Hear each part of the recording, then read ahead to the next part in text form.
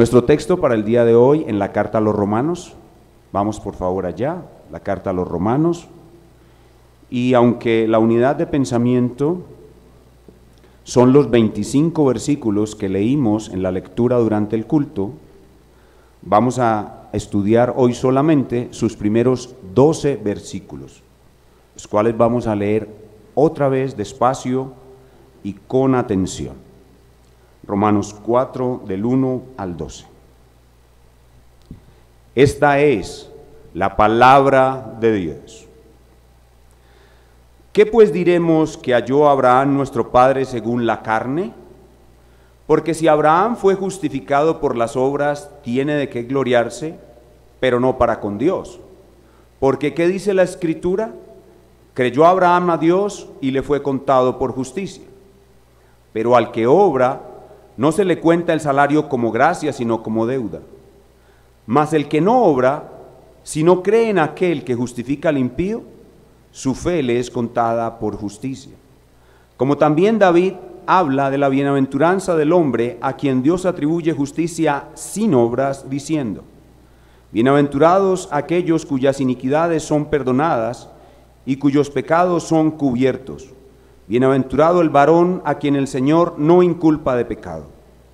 ¿Es pues esta bienaventuranza solamente para los de la circuncisión o también para los de la incircuncisión? Porque decimos que a Abraham le fue contada la fe por justicia. ¿Cómo pues le fue contada? ¿Estando en la circuncisión o en la incircuncisión? No en la circuncisión, sino en la incircuncisión. Y recibió la circuncisión como señal, como sello de la justicia de la fe que tuvo, estando aún incircunciso, para que fuese padre de todos los creyentes no circuncidados, a fin de que también a ellos la fe les sea contada por justicia. Y padre de la circuncisión, para los que no solamente son de la circuncisión, sino que también siguen las pisadas de la fe que tuvo nuestro padre Abraham, antes de ser circuncidado. Después de dejar muy claro en la primera sección, esta sección que tanto hemos enfatizado es tan importante, entre el capítulo 1 versículo 18 y el capítulo 3 versículo 20, la hemos llamado la gran sección de la carta a los Romanos, por su grandísima importancia. Después de haber dejado claro en esta gran sección el apóstol Pablo la mala noticia de que la humanidad entera está bajo la ira de Dios por su estado de total depravación, Pablo comenzó a presentar una más profunda explicación del evangelio invicto, el evangelio de la justicia de Dios en Cristo, y ha avanzado dándonos más detalles. Ahora lo que tenemos son más detalles, y detalles muy importantes de este glorioso evangelio, pero a la vez hemos notado con la sola lectura de nuestro pasaje que Pablo utiliza una estrategia que ya hemos dicho es de suprema importancia en la vida cristiana, y es la estrategia de la repetición. La repetición es algo muy importante para nosotros los cristianos. Pablo la utiliza aquí para continuar profundizando en nuestro entendimiento de esa justicia de Dios. Por tanto, antes de comenzar a estudiar nuestro pasaje, partiendo de ese detalle de que en nuestro pasaje hay repetición, debemos comenzar observando las conexiones que tiene nuestro pasaje con lo que ya se ha dicho en pasajes previos. Incluso Pablo se devuelve hasta el comienzo de la carta. La primera conexión que nuestro pasaje tiene con el comienzo de la carta está en el capítulo 1, versículo 2. Vayan conmigo allá, por favor. El capítulo 1, versículo 2, dice que él había prometido antes por sus profetas en las santas escrituras. Y vean el capítulo 3, versículo 21. Pero ahora, aparte de la ley, se ha manifestado la justicia de Dios, testificada por la ley y por los profetas.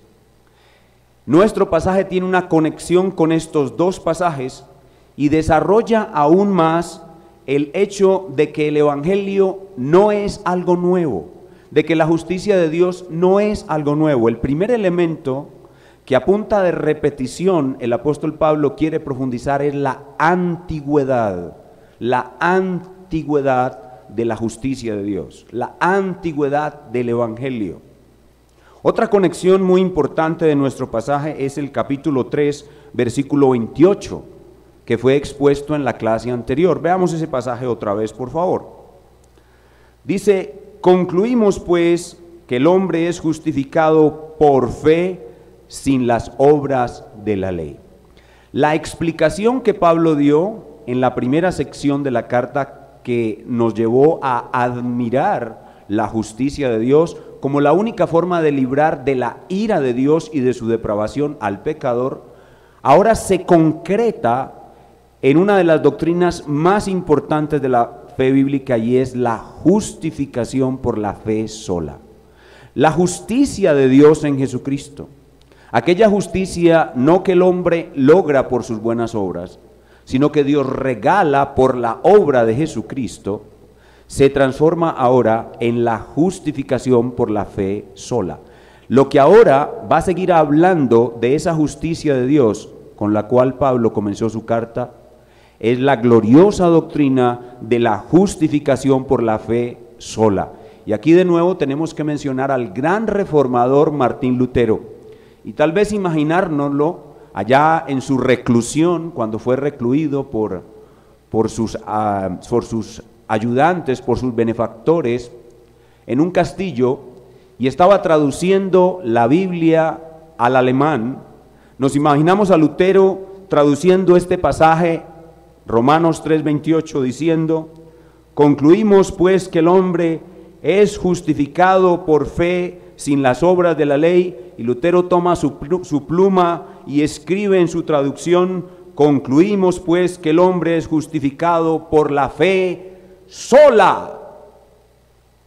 Y a partir de ahora, esa expresión de Lutero se ha convertido en la historia, en la representación más exacta de la justicia de Dios que salva al pecador.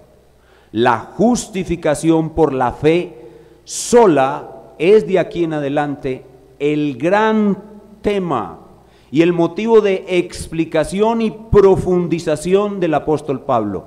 De aquí en adelante en toda la carta todo va dirigido a la justificación por la fe sola. Esta es la forma como la expiación, o sea, la sangre de Cristo derramada, es exaltada por medio de un contraste entre la justificación por obras y la justificación por la fe sola. La justificación por la fe sola declara que la expiación de Cristo es grande, que la expiación de Cristo es suficiente, que Cristo solo, sin ayuda de nadie, es el autor y consumador de la salvación de una nueva humanidad. La justificación por la fe sola exalta la expiación eficaz que glorifica a Cristo. Esa expresión, esa pequeñita palabra, la palabra sola, mantiene el contraste con una justificación por obras totalmente imposible. ¿Recuerdan ese contraste que lo enseñamos en la clase anterior al hablar de profundidades de la justicia de Dios? Y decíamos que una de las formas didácticas más especiales que Pablo está usando para enseñarnos que la justicia de Dios es la justificación por la fe sola, haciendo un contraste entre la justificación por obras y la justificación por fe. ¿Recuerdan ese contraste? Bien, de aquí en adelante el contraste se va a mantener a lo largo de toda la carta a través de esa expresión, la justificación por la fe sola. Por eso, antes de empezar la explicación de nuestro texto, nos conviene estar seguros de que todos hemos entendido qué es la justificación por la fe sola. Primero que todo, es un escenario en un tribunal. Estamos delante del tribunal de Dios. Dios es nuestro juez. A un lado de nosotros está el fiscal que nos acusa y con razón por todos nuestros pecados, la ley de Dios, el gran acusador que muestra nuestra culpabilidad. Pero al otro lado tenemos a nuestro abogado defensor, el Señor Jesucristo. La ley, el fiscal pronuncia su acusación ante el juez. El juez nos observa a nosotros y exactamente comprueba que lo que el fiscal está imputándonos como acusación es verdad. Y el juez podría estar dispuesto y en cualquier momento hacerlo, a pronunciar sobre nosotros una sentencia condenatoria diciendo: culpable, merece toda la ira de Dios. Pero el juez repara que a nuestro lado está nuestro abogado, el Señor Jesucristo, y que hay una perfecta unión entre nosotros y nuestro abogado, de tal manera que la justicia de nuestro abogado, su vida perfecta durante 33 años y su sufrimiento en la cruz, que es exactamente la demanda de castigo que la ley exige, que están con nuestro abogado, se imputan a nosotros, de tal manera que Cristo nos da su justicia, nos viste de su justicia y quita la culpa de nuestra vida por el castigo que Él recibió.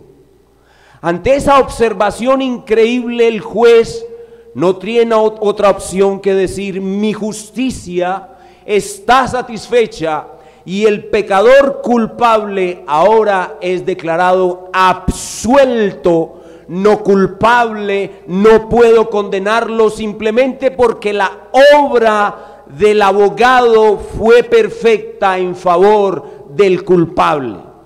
Y el juez pronuncia su veredicto. El veredicto es absuelto, el veredicto es justificado. Cuando un juez pronuncia un veredicto solo tiene dos opciones: culpable o justificado. Así que el juez pronuncia su veredicto y nos declara justificados. No significa que ya no seamos pecadores, seguimos siendo pecadores. Es una sentencia judicial, un acto legislativo. Como decíamos en otra ocasión, es una declaración escrita ante un tribunal eterno de que nosotros no podemos ser culpados porque la unión que tenemos con Cristo nos ha hecho no culpables. Eso es la justificación por la fe sola. Si lo entendemos bien, lo que enseña de aquí en adelante la carta a los romanos será profundidad del verdadero evangelio para nosotros. Pero nuestro texto no solamente se correlaciona con el 3:28, que es la justificación por la fe sola, sino con el 3:29 y 30. Estamos tan solo introduciendo la exposición y observando que en nuestra exposición hay mucha repetición y por tanto tenemos que observar con qué pasajes está conectada esa repetición. Y el 3:29 y 30 es ese otro pasaje que produce repetición. Dice el 3:29: ¿es Dios solamente Dios de los judíos? ¿No es también Dios de los gentiles? Ciertamente también de los gentiles, porque Dios es uno y Él justificará por la fe a los de la circuncisión y por medio de la fe a los de la incircuncisión. Y aquí Pablo toma el tema ya no de la antigüedad del evangelio. El evangelio es antiguo, está en la ley, está en los profetas, y mencionó a Habacuc en el 1:17. Ya citamos la conexión con antigüedad, pero aquí Pablo retoma la conexión con universalidad. Hay dos palabras claves en el estudio de nuestro pasaje. La primera es antigüedad. Los textos con que está conectado nuestro pasaje, que son repetición, son primero antigüedad y en segundo lugar universalidad.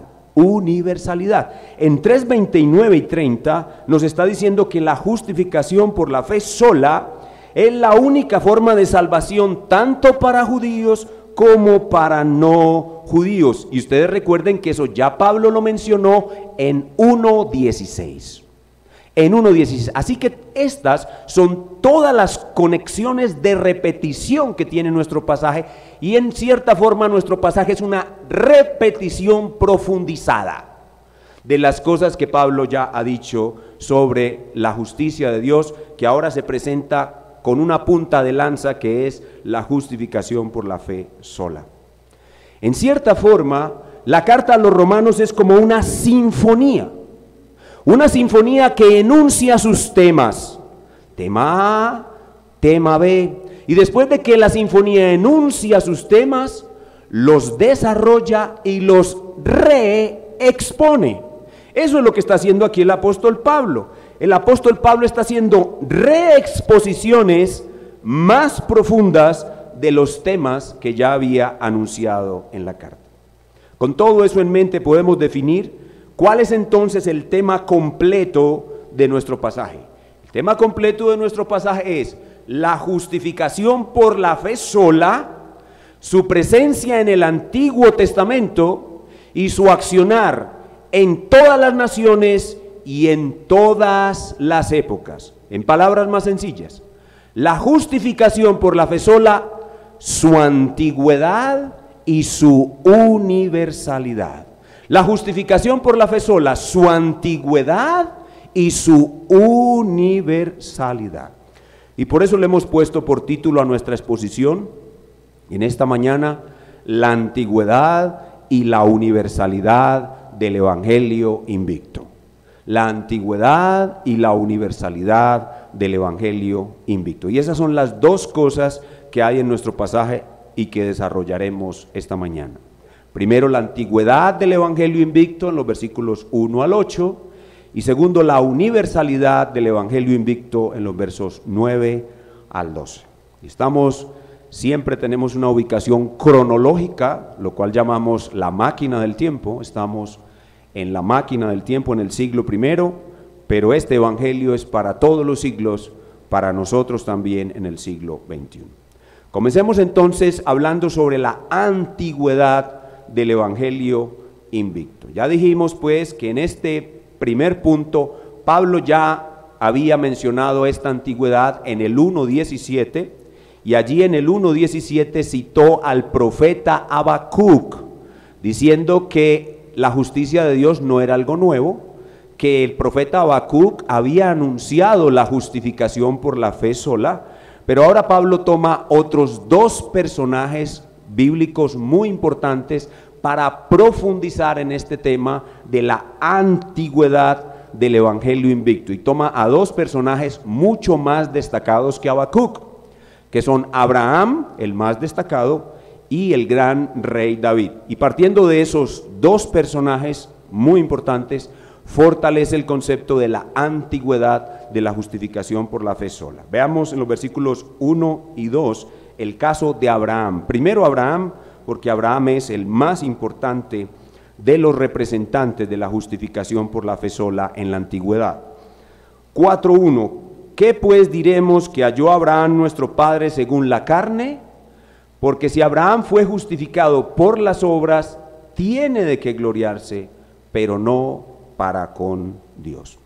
Abraham tuvo grandiosas obras.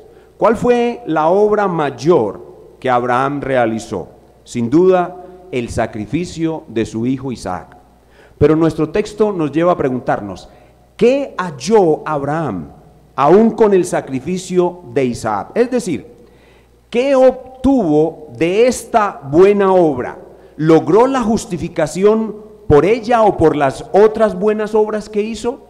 Esa expresión, ¿qué halló?, nos lleva a pensar en eso. ¿Qué halló Abraham? ¿Halló la justificación? Y la respuesta es no, no la halló. No halló Abraham la justificación por las obras. Entonces Abraham no tiene de qué gloriarse. Nuestro texto luego nos coloca ante esa posibilidad. ¿Tiene de qué gloriarse Abraham? Sí, pero para con otros hombres. Si comparamos a Abraham con otros hombres, él tiene de qué gloriarse.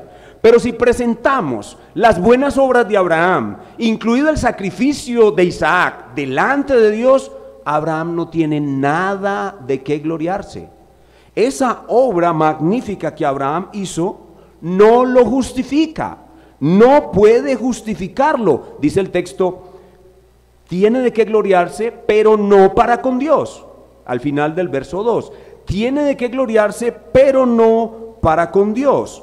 Entonces aquí lo que Pablo está haciendo es manteniendo el contraste entre la justificación por obras y la justificación por fe, dejando otra vez totalmente descalificada la justificación por obras, mostrando el máximo exponente de una posible justificación por obras y dejando las obras de ese máximo exponente de una justificación por obras totalmente descalificada. Es como si Pablo nos estuviera diciendo aquí, ¿podría alguno de ustedes hacer más grandes obras que Abraham?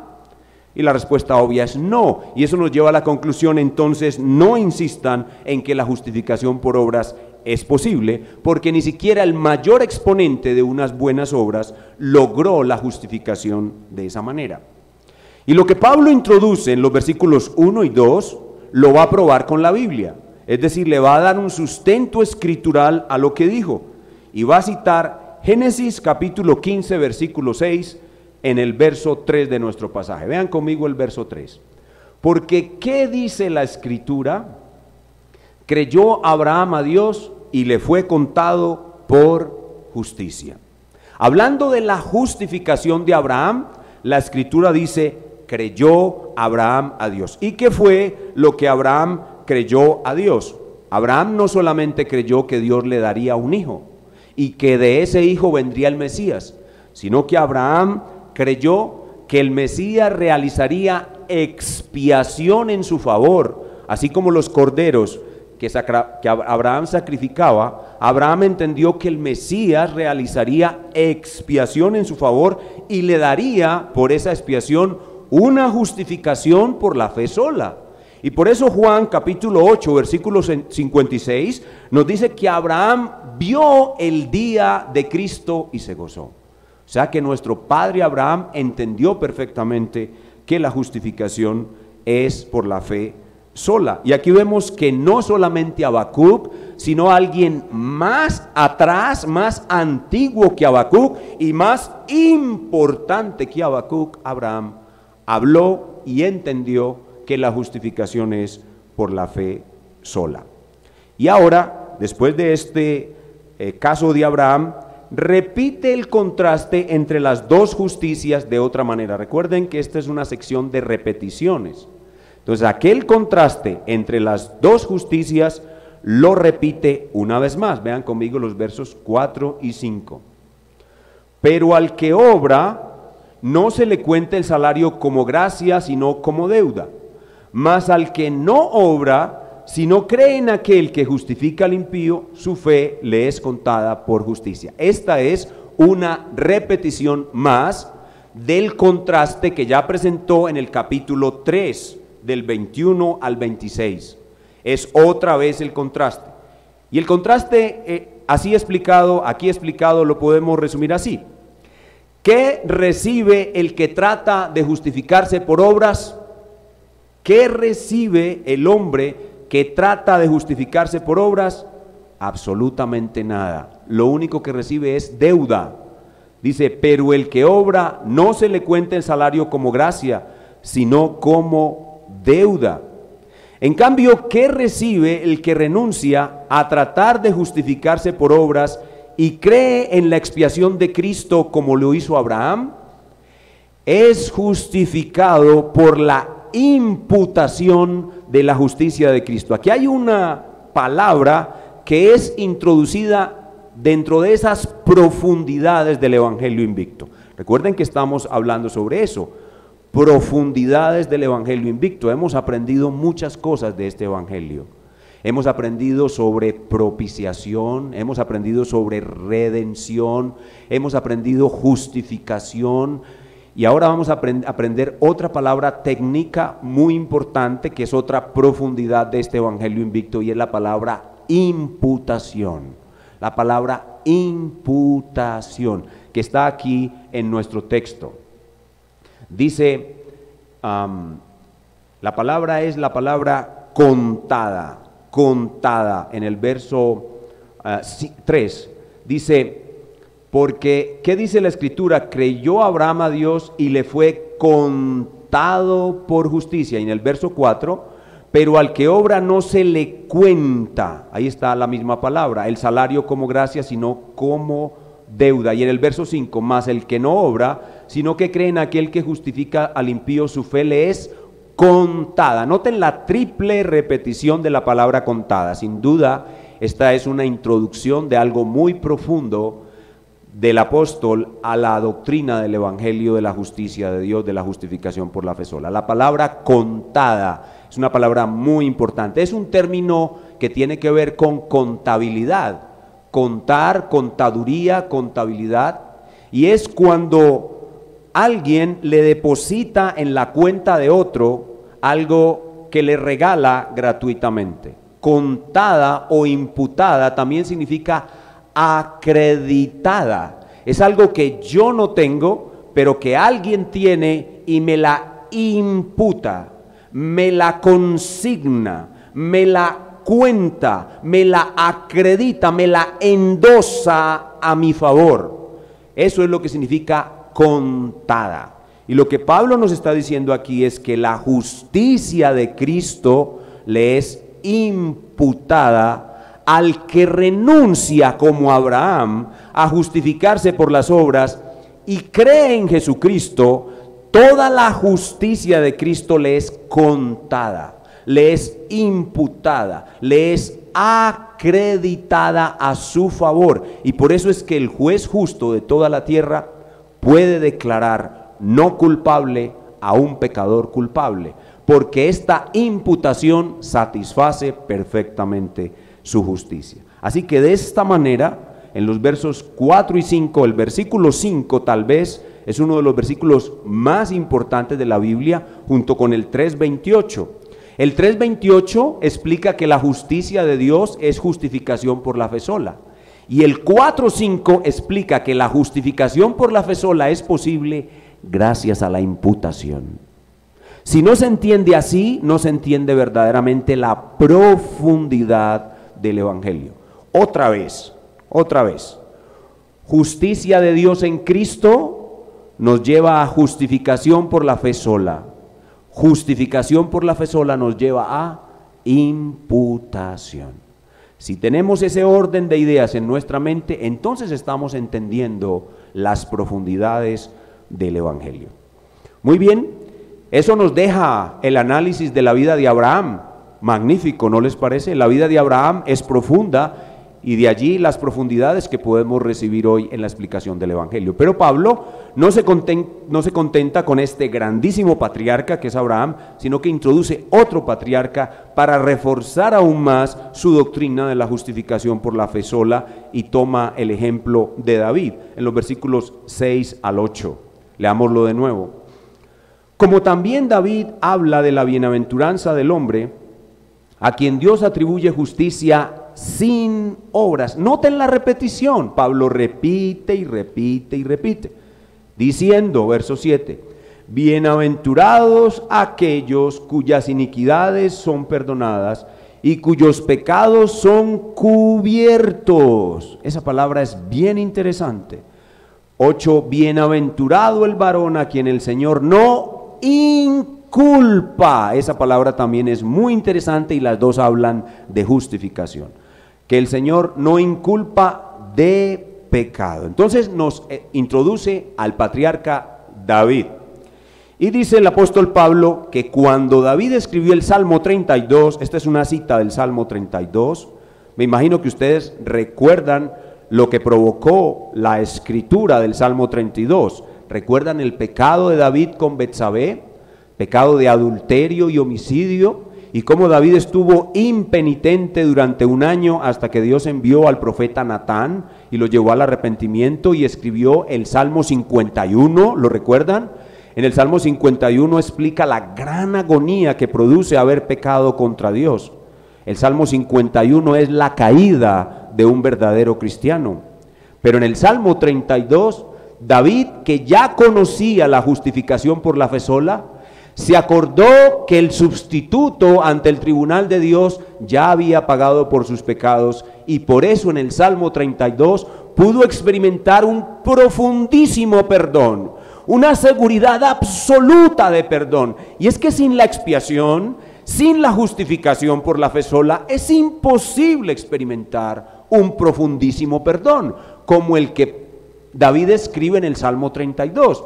Entonces Pablo interpreta para nosotros el Salmo 32 y nos dice: ¿tú sabes de qué está hablando David en el Salmo 32? Y tú dices: oh sí, del perdón que recibió cuando pecó con Betsabé y después Dios lo trajo a arrepentimiento por Natán. Sí, está hablando del perdón, pero ¿sabes cuál es el tema teológico que está detrás de ese perdón? Nos dice Pablo. Ah, pero yo no lo sé. Pablo nos dice: no lo sabes, es la justificación por la fe sola. O sea, nosotros no nos imaginaríamos eso. Nosotros nos circunscribiríamos solamente al hecho de que Dios perdona. Sí, Dios perdona. ¿Pero cómo? Por medio de la justificación por la fe sola. Y eso es lo que nos dice Pablo acá. Pablo nos dice que David era un creyente ya cuando pecó. David ya había creído en una justificación por la fe sola y aún así pecó. Pero cuando David pecó y fue llevado al arrepentimiento, su pecado fue cubierto. La sangre del Señor Jesucristo, derramada sobre el propiciatorio, satisface la demanda de la ira de Dios que está debajo del propiciatorio. La sangre cubre de la vista de Dios la sentencia que el pecado, que la ley produce sobre el pecado. Y el pecado de David fue cubierto por la justicia de Dios derramada sobre David, justificada a David, aplicada a David, imputada a David. Y por eso es que David puede experimentar un perdón tan perfecto y tan profundo que casi que no lo podemos imaginar bailando y danzando por la alegría del perdón. Así como en el 51 no lo podemos imaginar tan afligido que no quería ni comer. En el 32 nos lo imaginamos cantando y danzando y bailando por la alegría del perdón. ¿Y qué fue lo que hizo posible ese perdón? Oh, la justificación por la fe sola. Porque ya los pecados de David habían sido perdonados por Dios. Y eso es lo que trae la justificación. La justificación trae un perdón perfecto. Y por eso es que David salta de alegría en el Salmo 32. Fui perdonado, mi pecado es como si nunca lo hubiera cometido. ¿Cómo puede un cristiano que ha cometido tales barbaridades como homicidio y adulterio sentirse como si nunca hubiera pecado? O porque la justificación por la fe sola, que es un resultado de la expiación, es perfecta. Solo por eso. Entonces David escribe este salmo como un pecador que ya había sido justificado por la fe sola y que recibe los beneficios del perdón que provienen de la misma. Y eso es lo que Pablo nos dice aquí.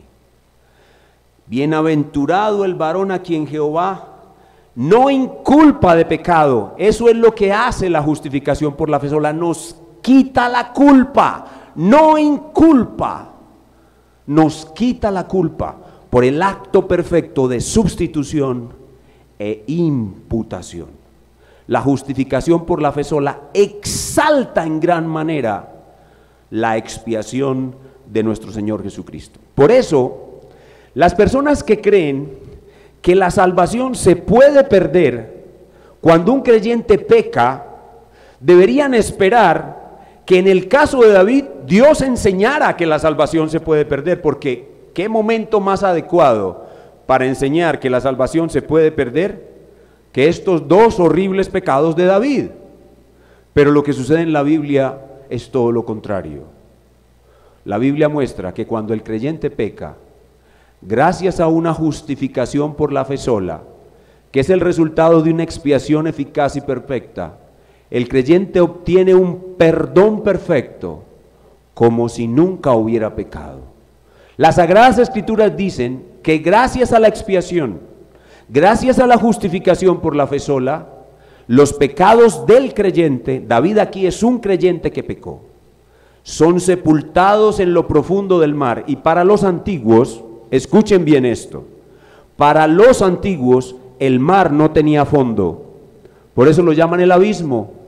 Así que los pecados del creyente, gracias a la justificación por la fe sola, como lo experimentó David, descienden y descienden y descienden y descienden y descienden en un abismo sin fin, totalmente lejos de la vista de Dios. Y en otro lugar la Escritura dice que los pecados de aquellos que hemos sido justificados por la fe sola están tan alejados de la vista de Dios como está alejado el oriente del occidente.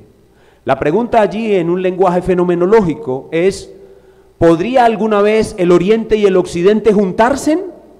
La respuesta es nunca.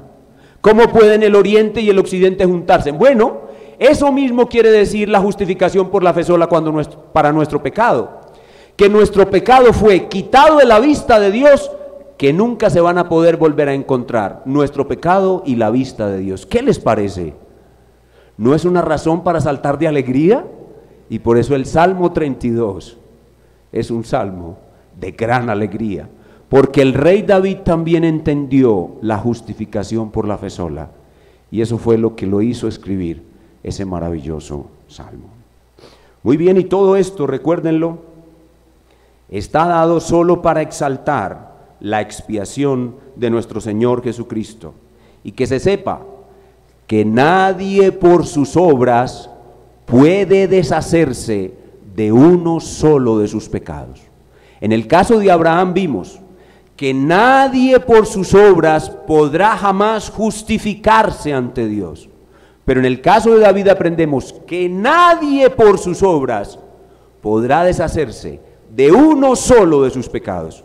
Pero aquel que cree, al que justifica al impío, aquel que cree en la expiación, todos sus pecados serán borrados, echados en un abismo sin fin y separados de la vista de Dios, tan separados como estarán eternamente el oriente del occidente. Muy bien, esto es lo que tiene que ver con la antigüedad del Evangelio invicto en estos dos grandes patriarcas, Abraham y David. Ahora veamos la universalidad del Evangelio invicto. Y retoma el protagonista. El protagonista de nuestro pasaje es Abraham. Comienza con Abraham, pasa a David y regresa a Abraham. Es una estructura A, B, A. Comienza con Abraham, pasa a David y regresa a Abraham. Y regresa a Abraham para hablarnos de la universalidad del Evangelio invicto. Y nos muestra de Abraham tres facetas. Muestra de Abraham tres facetas para hablarnos de la universalidad del Evangelio invicto. Nos habla de Abraham el incircunciso, Abraham el circunciso y Abraham el padre de todas las naciones. Abraham el incircunciso, Abraham el circunciso y Abraham el padre de todos. Y comienza con una declaración general de la acción de la justificación por la fe sola en todas las naciones. Vean conmigo la primera declaración del verso 9. Dice: es pues esta bienaventuranza solamente para los de la circuncisión. Esa primera declaración nos pone en expectativa. Obviamente la justificación por la fe sola es para los de la circuncisión, porque fue la forma de salvación para Abraham, pero inmediatamente la atribuye también a los que no son descendencia física de Abraham, al incircunciso, y lo hace mostrándonos que Abraham, cuando fue justificado, era un incircunciso. O sea que la primera parte de esta sección es hablarnos del Abraham incircunciso, versos 9, B y 10. O también para los de la circuncisión, porque decimos que a Abraham le fue contada la fe por justicia. ¿Cómo pues le fue contada? ¿Estando en la circuncisión o en la incircuncisión? No en la circuncisión, sino en la incircuncisión. Entonces vean de nuevo a Abraham el incircunciso. ¿Qué ocurrió primero en Abraham? ¿La justificación o la circuncisión? Basta que usted lea la Biblia y se va a dar cuenta del orden de lo que ocurrió en Abraham. Génesis capítulo 12 es el llamamiento de Abraham. Génesis capítulo 15 es el pacto de Dios con Abraham, y cuando Dios le da la promesa a Abraham, Abraham cree la promesa y ahí es justificado por la fe sola. Y en Génesis 17 es que le da la circuncisión. Entonces en Abraham es primero llamamiento, luego justificación y luego circuncisión. Así que la justificación por la fe sola es primero que la circuncisión en la vida de Abraham. Y eso indica que como Abraham, todos los incircuncisos seremos justificados por la fe sola, porque Abraham fue justificado siendo incircunciso. Pero ahora, para repetir lo que ya había dicho, muestra que también los que han sido circuncidados se salvarán por la justificación por la fe sola y no por la circuncisión. Y por eso ahora nos habla de Abraham el circunciso. Versículo 11. Dice, y recibió la circuncisión como señal, como sello de la justicia, de la fe que tuvo estando aún incircunciso. Entonces ahora nos habla de este siguiente elemento. La circuncisión en Abraham es un símbolo visible de lo que ocurrió en su corazón, de su regeneración. Fue quitado su pecado y fue cubierto con la justicia de Cristo. Y de esa manera también serán salvados los judíos, no por la circuncisión que reciben al octavo día, sino por la regeneración como Abraham. Y la circuncisión que los judíos recibieron al octavo día siendo bebés, llega a convertirse en un símbolo de lo que ocurrió en su corazón, si es que ocurre en ellos la regeneración. En otras palabras, los judíos que serán salvados, se salvarán en un orden diferente al de su patriarca Abraham. Su patriarca Abraham fue primero justificado y luego circuncidado. Ellos al revés, ellos primero serán circuncidados y luego serán justificados, pero de ninguna manera la circuncisión contribuirá a su salvación, solo la justificación por la fe sola que se manifiesta en la regeneración. Y así, habiendo mostrado que Abraham fue justificado siendo incircunciso y luego se le dio la circuncisión como señal, de esa manera Abraham se convierte en el padre en la fe de los incircuncisos que son regenerados como él y el padre de los circuncisos de Israel que son regenerados como él. O sea que Abraham, el padre de todos. Entonces vimos Abraham el incircunciso para justificar la salvación por la fe sola en los incircuncisos, Abraham el circunciso y explicar el proceso de salvación en los circuncidados también es de la misma manera, y Abraham así se convierte en padre de todos, y es lo que dicen los versículos 11b y 12.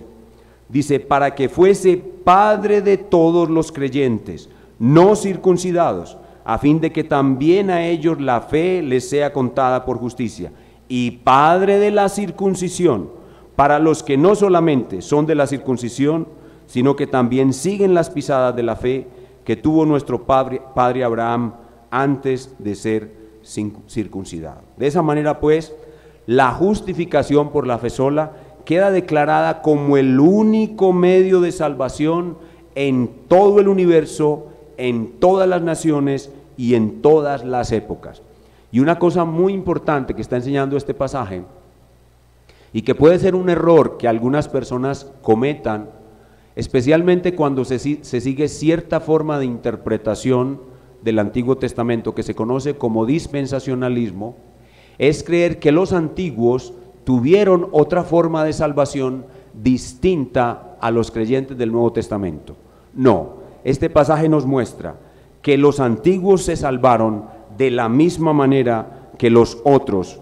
El énfasis de nuestro texto es que desde la antigüedad todos, absolutamente todos, hasta el último día de la historia de la humanidad, serán salvados de la misma manera. Solo hay una forma: la justicia de Dios, la justificación por la fe sola, la imputación de la justicia de Cristo y el perdón de los pecados por su obra de expiación. Concluimos pues que la justificación por la fe sola es el plan eterno de Dios, que fue enseñada y aplicada desde lo más antiguo del Antiguo Testamento, que no es nada nuevo y es el único método universal para todas las naciones y todas las épocas, para todo pecador llegar a ser salvado.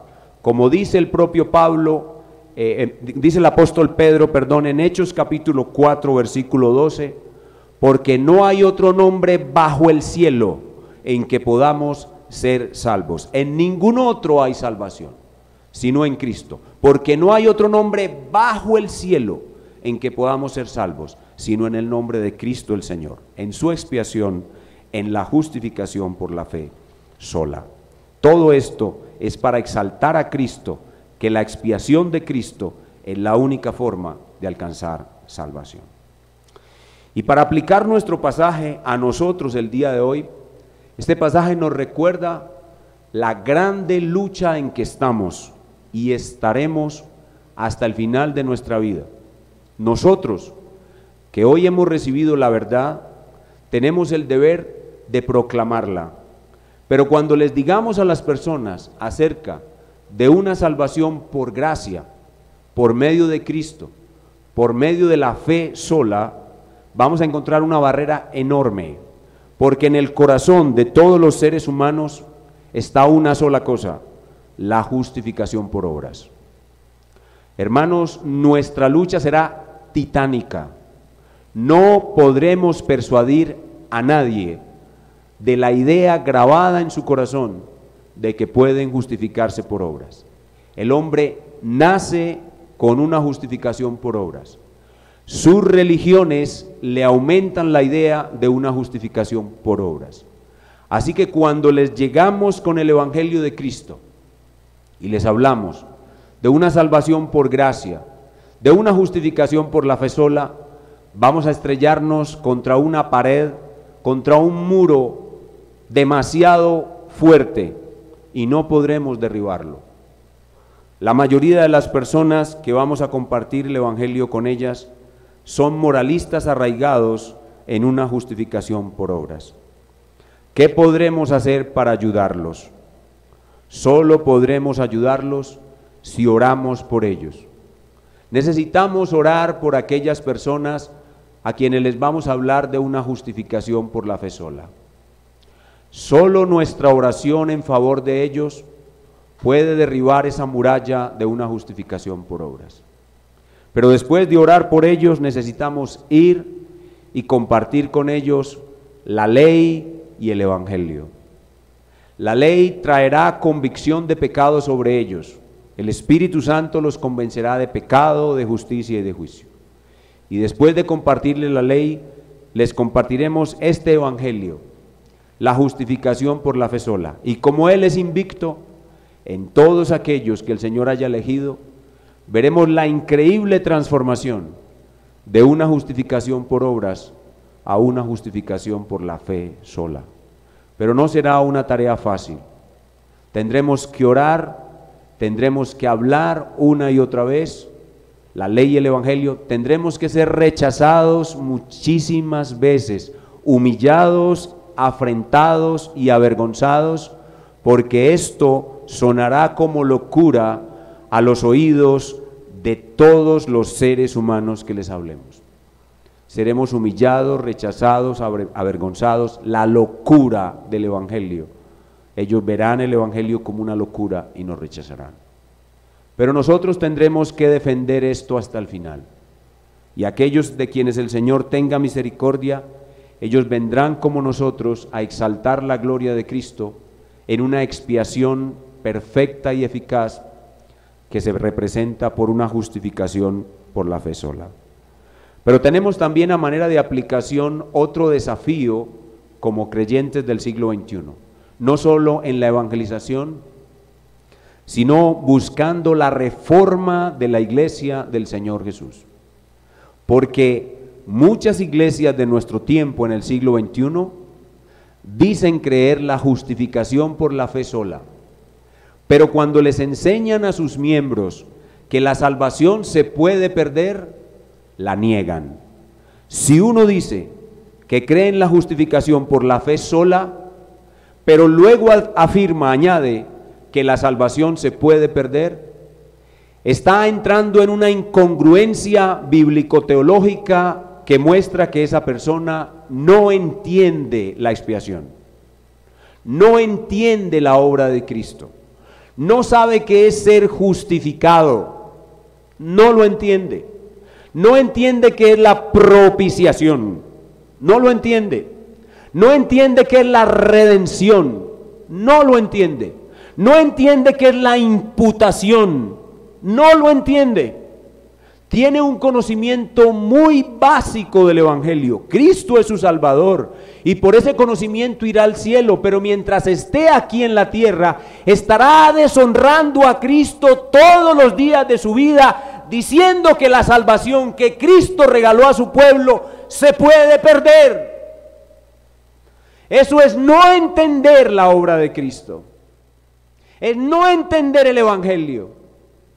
Y por eso como iglesia también tenemos que orar y rogar y con mucha paciencia, con mucho amor, hablar a nuestros hermanos cristianos sobre la expiación, sobre sus resultados, los beneficios de la expiación, los resultados de la expiación como veíamos hoy en la clase.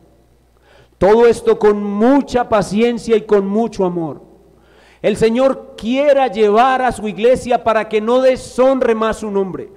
Porque por un lado lo exaltan, cantando, gritando, celebrando y hablando por todas partes del Evangelio de Cristo. Pero por otro lado lo deshonran, diciendo que la expiación no es eficaz, negando una justificación verdadera. Porque si la salvación se puede perder, entonces no hubo justificación. Dios quiera que la iglesia de nuestro tiempo reciba lo mismo que la iglesia antigua. La iglesia de los días de Lutero, la iglesia de los días de Calvino, para quienes este glorioso evangelio brilló con gran poder y quienes podían decir como truenos en medio de la más horrenda tormenta de persecución: creemos en la sola Escritura, creemos en la sola gracia, creemos en la sola fe, creemos que solo Cristo hizo la obra de salvación y ella es perfecta, y así le damos la gloria solo a Dios.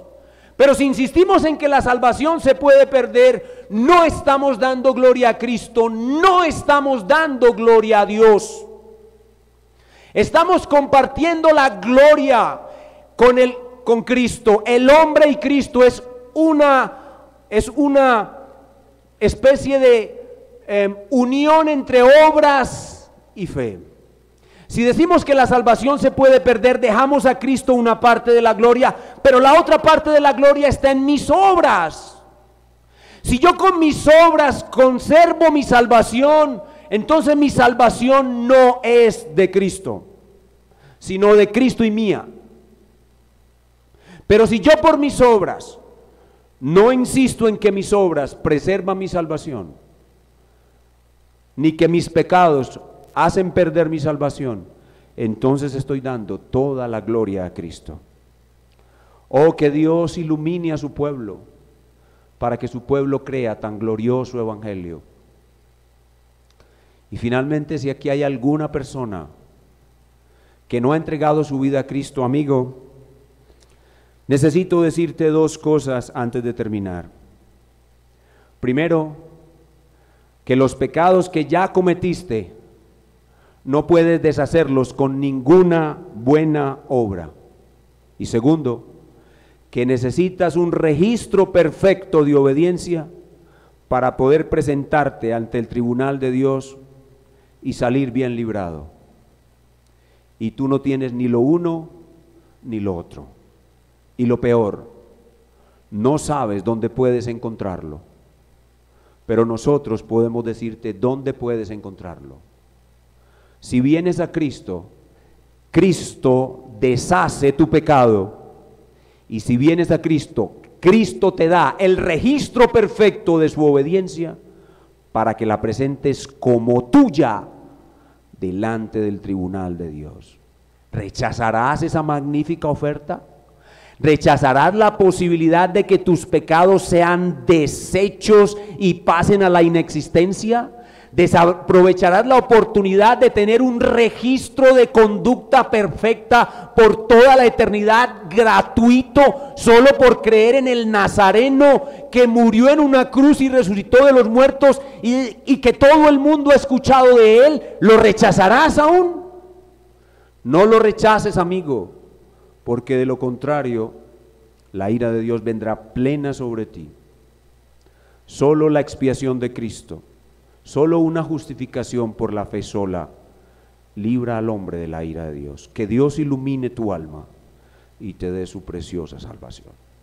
Terminemos en oración. Espíritu Santo del Dios Trino, te damos gracias por el Evangelio de Jesucristo. Nada hay más perfecto, eficaz, poderoso y sabio que la expiación. Esa expiación magnífica que nos trajo propiciación, que nos trajo redención, que nos trajo justificación por la imputación y que ahora nos hace hijos de Dios eternamente. Gracias por permitirnos profundizar en este glorioso Evangelio. Gracias una vez más, mil y mil gracias por la carta a los Romanos. La carta a los Romanos es un verdadero gigante, ante el cual nosotros somos como grillos, pero tu Espíritu nos permite entenderla, profundizarla y vivirla. Ten misericordia de nosotros, ten misericordia de tu pueblo, ten misericordia de los inconversos y aplícales esta grandiosa salvación. Y esto te lo pedimos en el nombre de Cristo. Amén.